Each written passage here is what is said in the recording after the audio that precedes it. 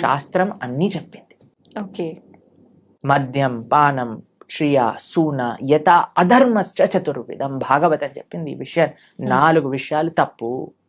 వ్యభిచారము, మాంసాహారాన్ని స్వీకరించటం, జూదమాడటం, తర్వాత మాదక ద్రవ్యాలు, సిగరెట్, మందు, గుట్కా, మాణిక్ చంద్ ఇవన్నీ వేసుకుంటారు కదండి. ఇవన్నీ ఈ 4 అధర్మము అని శాస్త్రం క్లియర్ గా చెప్పింది. ఓకే. కాబట్టి ఈ 4టిని మనం దూరం పెట్టాలి. అప్పుడే మనం మనిషి అవుతాం. ఓకే. మాంసాహారం తినడమే తప్పు, అసలు పాపం, మహాపాపం. పాపం కాదు, మహాపాపం. మీరు మనం ఇక్కడ ఏవేవైతే చేస్తామో మళ్ళీ అక్కడికి వెళ్ళిపోయాక మనల్ని కూడా అలానే చేస్తారు. దానికి సిద్ధము అని అంటే మన ఇష్టం. ఇంకా చాలా మంది అంటారు చూసుకుందాంలే ఏదైతే అది అని. అలాంటి మూర్ఖులకి మనం ఇంకేం చెప్తామండి. సో ఒక గుర్రాన్ని నీటి వరకు తీసుకెళ్ళటం గానీ నీటిని తాగించలేం కదా. మన ప్రయత్నం మంచి